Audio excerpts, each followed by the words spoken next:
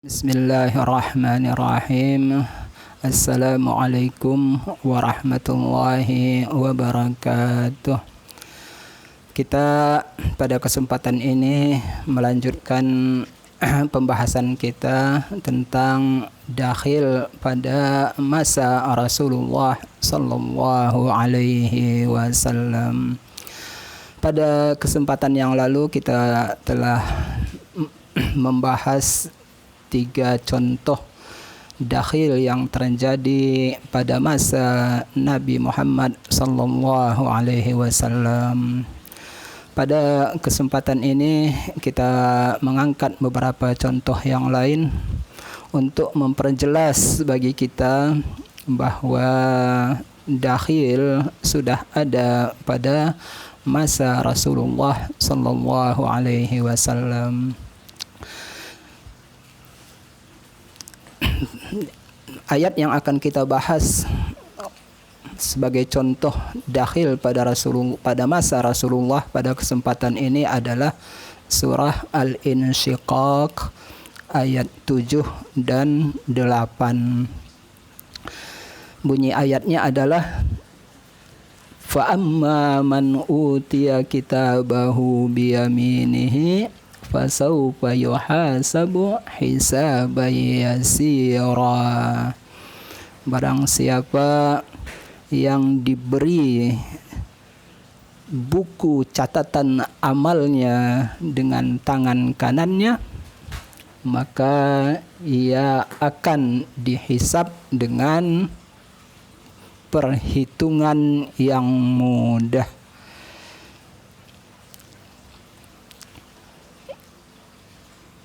Istri Nabi Aisyah radhiyallahu anha memahami ayat ini seperti makna literalnya, bahwa orang yang masuk surga sekalipun pasti melalui proses hisab.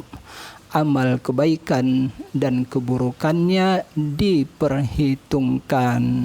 Dia menjalani pemeriksaan.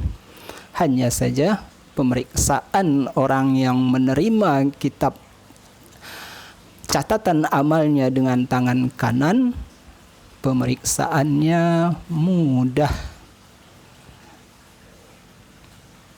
Apa yang paling berat bagi kita ketika kita membaca ayat-ayat Al-Quran? Yang berat bagi kita adalah menafikan, menegasikan atau menyangkal sesuatu yang ditetapkan oleh Allah. Allah menyatakan ini ada, lalu kita katakan tidak ada. Itu berat bagi kita. Ya, karena itulah di dalam ilmu kalam kita mengenal ada mazhab yang menamakan mereka dengan mazhab at-tafwid. Mazhab tafwid ini tidak berani menafikan sesuatu yang Allah katakan ada. Ayat-ayat tentang sifat Allah, ayat-ayat mutasyabihat, ayat menyatakan Allah punya tangan, yadullahi fawqa aydihim umpamanya. Bagi kelompok ini sulit bagi mereka untuk menyatakan Allah itu tidak punya tangan. Kata mereka, bagaimana mungkin kita menyatakan Allah tidak punya tangan, padahal Allah sudah menyatakan ia punya tangan. Hanya saja mereka berkata Allah punya tangan, tetapi makna tangan di ayat tersebut kita serahkan kepada Allah Subhanahu wa ta'ala. Makna tangan yang layak bagi Allah Subhanahu wa ta'ala. Mereka tidak ingin dan tidak berani menakwilkan bahwa arti tangan adalah kekuasaan atau yang lain. Demikian jugalah kasusnya pada surah Al-Insyiqaq ayat 7 dan 8 ini. Allah menyatakan orang yang menerima kitab catatan amalnya dengan tangan kanan akan menjalani perhitungan yang mudah. Berarti perhitungan itu ada, tetapi dibuat mudah, tidak sulit dan tidak dipersulit. Begitulah pemahaman Aisyah terhadap ayat ini selama ini. Karena itu beliau kaget, beliau terkejut ketika Rasulullah sallallahu alaihi wasallam bersabda, "Man nukisha atau man nukisal hisab faqad uzziba." Barang siapa yang perhitungannya, yang menjalani perhitungan, maka dia akan disiksa, maka sungguh dia akan disiksa. Mendengar ungkapan ini, Aisyah radhiyallahu anha lalu berkata, bukankah Allah Subhanahu wa taala telah berfirman, fa amma man utiya kitabahu biyaminihi fasawfa yuhasabu hisaban yasira. Lalu Rasulullah sallallahu alaihi wasallam berkata, makna hisaban yasira di surah Al-Insyiqaq ini bukan menjalani perhitungan, mengalami perhitungan, menjalani hisab, sekalipun hisab itu mudah dan ringan. Tetapi makna hisab yasira di ayat ini adalah sekedar pemaparan, sekedar dipertunjukkan. Ya, kalau begitu, maksud ayat ini adalah barang siapa yang menerima buku catatan amalnya dengan tangan kanannya, maka amalan baik dan jahatnya diperlihatkan kepadanya, tetapi tidak ada perhitungan. Ya, itulah yang dimaksud dengan hisab yasira, seperti yang ditegaskan oleh Rasulullah sallallahu alaihi wasallam. Lalu manakah yang dakhil pada kasus ini? Yang dakhil pada kasus ini adalah pemahaman Aisyah bahwa hisab yasira itu ada. Yang benar, hisab yasira tidak ada. Ya, mungkin sekedar untuk mendekatkan pemahaman kita, ya, kalau kita ingin berangkat ke, katakanlah kalau kita berangkat ke luar negeri, tiba di airport, ya, maka barang-barang bawaan kita itu diperiksa, ya, diperiksa. Ada metal detektor, ada X-ray dan lain-lain untuk memeriksa barang bawaan kita. Bila kita membawa barang-barang yang terlarang, maka akan ada pemeriksaan lebih lanjut. Ya. Siapakah yang mengalami hisaban yasira, pemeriksaan yang mudah? Ya, umpamanya adalah para pemegang paspor diplomat. Para petugas di bandara mengetahui apa barang yang mereka bawa. Tapi karena kesepakatan WINA, para pemegang paspor diplomat, koper yang dibawanya tidak boleh dibuka, tidak boleh diperiksa. Para petugas mengetahui dengan alat yang mereka miliki, barang yang mereka ketahui, sekalipun itu barang terlarang, mereka tidak memeriksanya. Inilah ayat yang kita angkat pada untuk contoh ad-dakhil, untuk contoh lain dakhil pada masa Rasulullah sallallahu alaihi wasallam. Kita pindah ke ayat yang lain, masih dakhil pada masa Nabi. Ada beberapa riwayat. Salah satu riwayat menyatakan ketika Nabi berdoa di serambi Masjidil Haram, ya, Nabi berdoa, Ya Rahman, Ya Rahim. Orang kafir Quraisy mendengar doa Nabi ini, lalu mereka berkata, Muhammad mengajak kita untuk bertauhid, tetapi dia sendiri menuhankan dua Tuhan, yaitu Tuhan Rahman dan Tuhan Rahim. Muhammad tidak konsisten.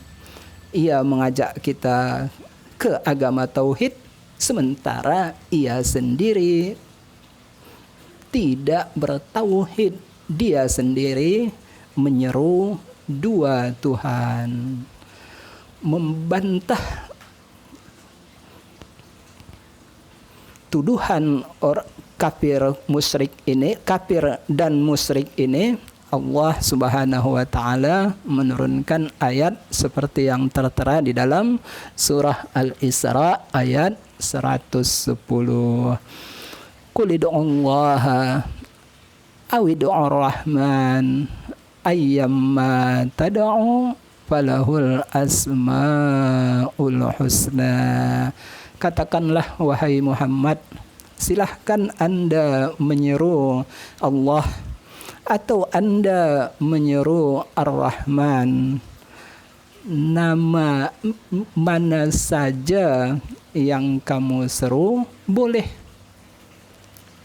selagi itu nama-nama Allah, karena Allah Subhanahu wa taala memiliki al-asma al-husna, nama-nama yang terbaik. Jadi kasus al-insyiqaq dengan al-Isra ayat 110 sedikit berbeda sekalipun sama-sama dakhil. Ya, al-insyiqaq, Nabi, pemahaman Aisyah sebelumnya terhadap ayat ini salah, lalu diluruskan oleh Nabi. Sementara untuk Al-Isra ayat 110 ada pemahaman orang kafir yang salah terhadap ajaran Islam, menuduh Nabi tidak bertauhid, lalu turunlah ayat ini membantah tuduhan mereka. Baiklah, kita pindah ke contoh yang lain, yaitu surah As-Saffat ayat 62 dan 65. Bismillahirrahmanirrahim. Adzalika khairun nuzulan am syajaratuz zakum. Setelah Allah Subhanahu wa taala bercerita tentang surga dan kenikmatannya bagi penduduk surga, Allah membandingkannya dengan siksa yang diterima oleh penduduk neraka. Azalika khairun nuzulan, apakah nikmat yang diterima oleh penduduk surga tersebut itu lebih baik? Bukankah itu lebih baik? Ataukah yang lebih baik adalah syajaratuz zakum, pohon zakum. Ya, pohon adalah tumbuh-tumbuhan yang ada batangnya. Nah,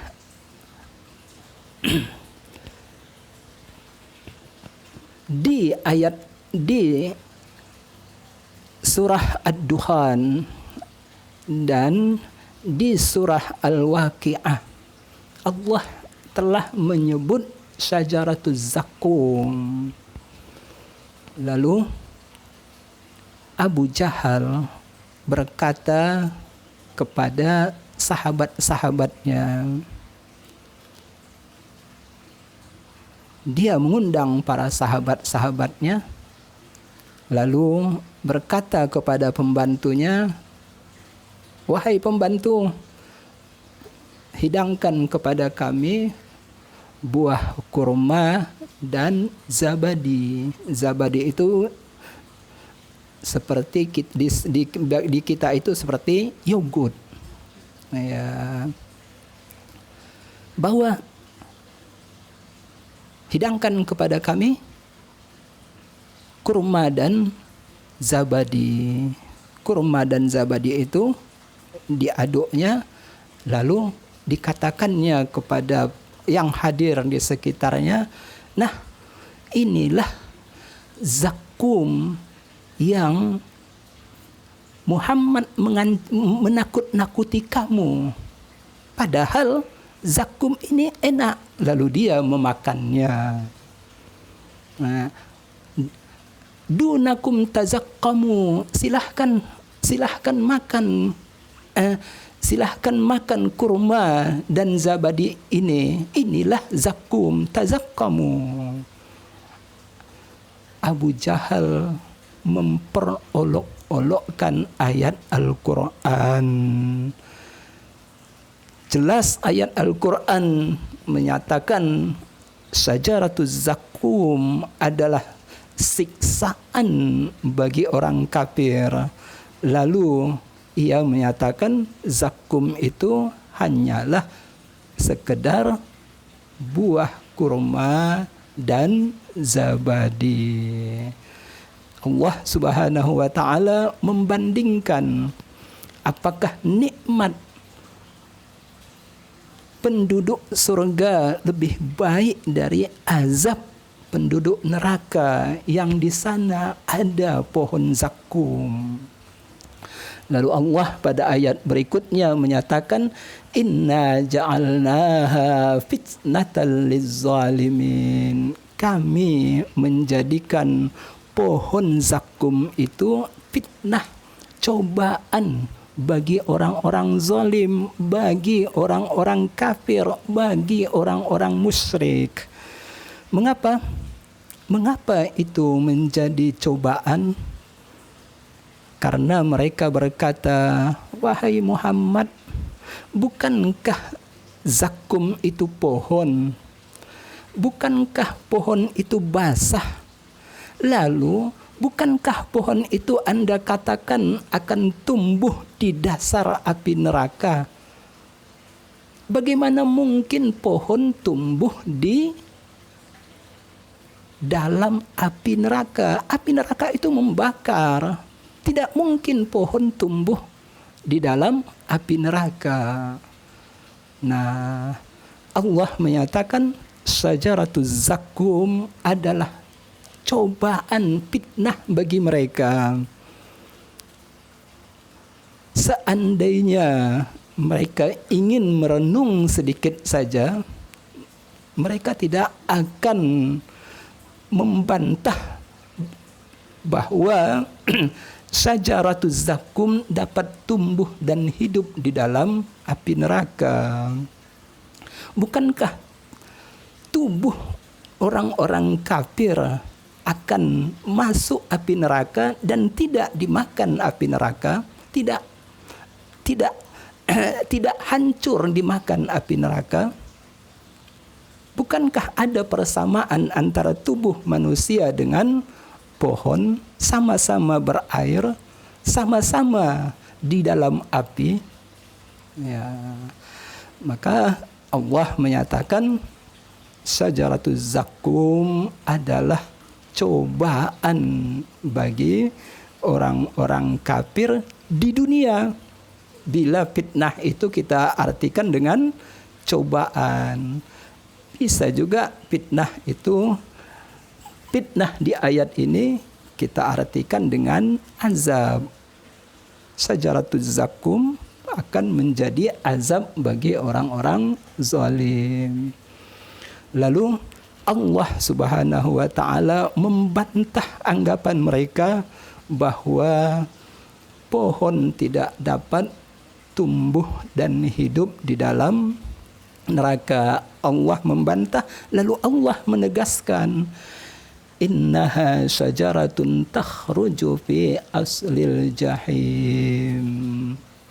Pohon zakum itu benar tumbuh di dasar api neraka. Ya. Tal'uha ka'annahu ru'usus syayatin. Mayangnya bagaikan kepala-kepala setan. Setan tidak pernah mereka lihat. Lalu bagaimana mungkin dipersamakan dengan sesuatu yang tidak pernah mereka lihat? Sekalipun setan belum pernah mereka lihat, tetapi setan menurut mereka adalah sesuatu yang buruk dan sesuatu yang menakutkan. Ya, sementara malaikat adalah sesuatu yang indah dan menyenangkan. Maka sekalipun mereka tidak pernah melihatnya, tetapi mereka dapat membayangkannya. Mayang pohon zakum tersebut seolah-olah seperti kepala-kepala setan. Jadi di sini ada dua yang dibantah oleh ayat ini. Pertama, bantahan bahwa zakum itu adalah makanan yang enak seperti yang dipahami oleh Abu Jahal, dan apa yang diungkapkan oleh Abu Jahal hanyalah bentuk olok-oloknya terhadap ayat Al-Quran. Dan yang kedua adalah bahwa Allah Subhanahu wa ta'ala maha kuasa menumbuhkan pohon yang dari pohon dan yang nanti buahnya menjadi makanan penduduk neraka. Allah Subhanahu wa ta'ala maha kuasa menumbuhkan pohon di dasar api neraka. Para ulama menyatakan api itu terbagi tiga. Yang pertama adalah api dunia, membakar dan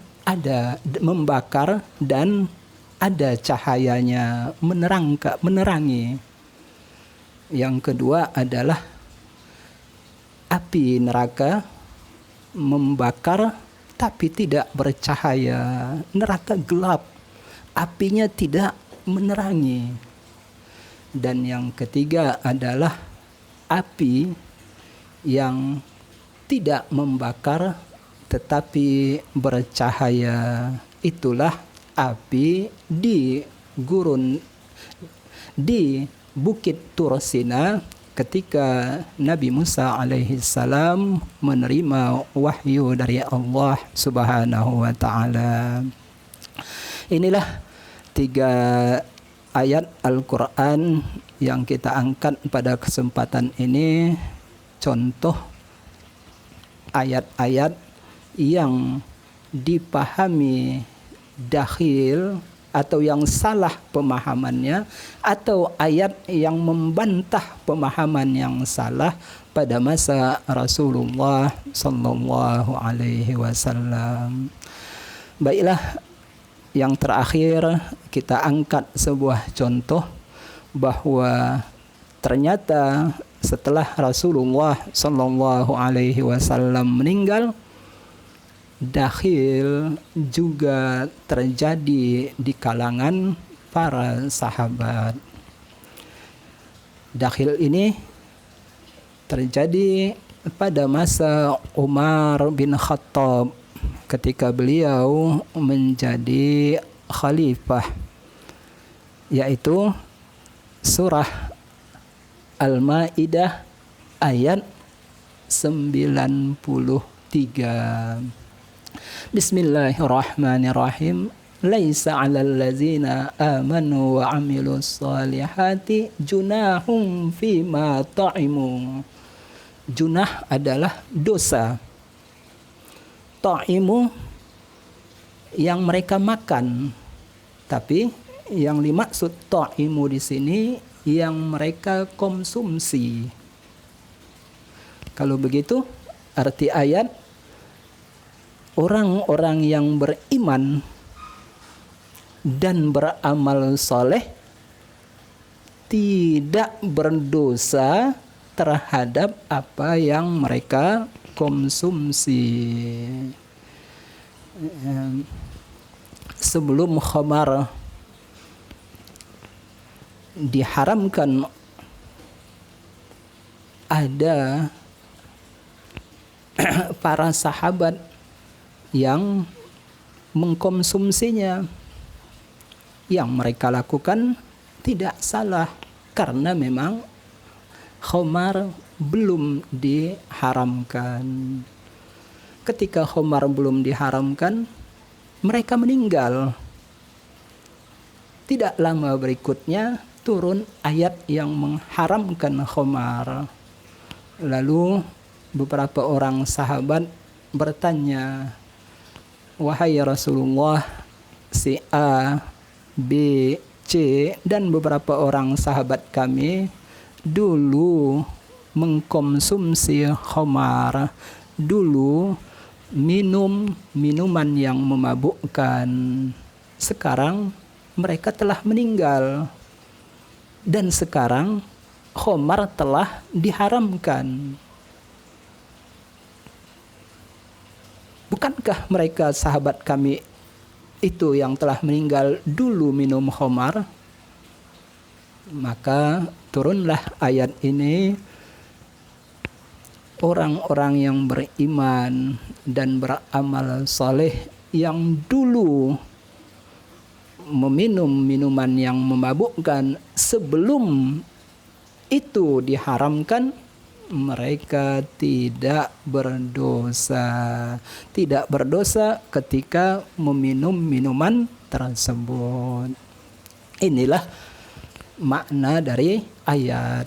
Kalau begitu, beriman dan beramal soleh ini bukan syarat.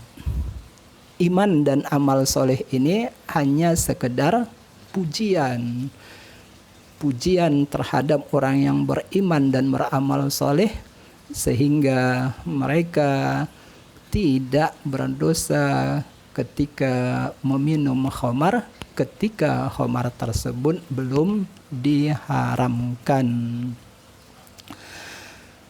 Ketika Umar bin Khattab menjadi khalifah, ia mengangkat Qudamah ibni Maz'un menjadi gubernur di daerah Bahrain. Qudamah ibni Maz'un sekalipun menyadari bahwa khamar telah diharamkan, ia minum khamar. Ya. Lalu ada seorang sahabat yang bernama Jarud melapor kepada Umar, "Wahai Umar, gubernur Anda yang bernama Qudamah ibni Maz'un meminum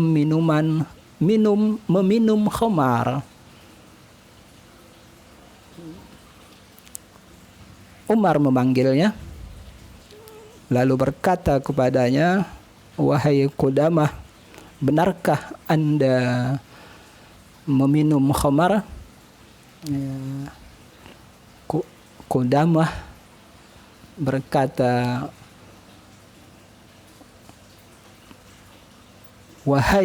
sebelumnya Umar berkata, "Wahai Qudamah, saya akan mencambuk Anda karena Anda melanggar salah satu hukum pidana di dalam Islam, yaitu minum khamar."